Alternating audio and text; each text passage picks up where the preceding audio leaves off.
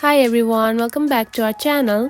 In today's video, I'm going to show you how to easily add audio to your video projects in Clipchamp.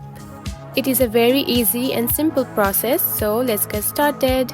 First of all, find the Clipchamp app on your home screen. Now open it.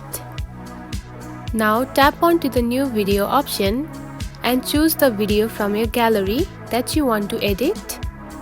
Now to add the audio, here you can find the option of audio. Simply tap on it. Now again tap onto the music option right here. Now from here you can find a lot of audio that you want to add to your video.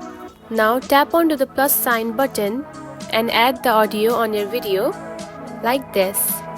Now you can edit the audio and video according to your preference. And that's how you add audio in Clipchamp. Now you can make fun videos and edit it. If you found this video helpful, don't forget to like and subscribe for more tips. Thanks for watching.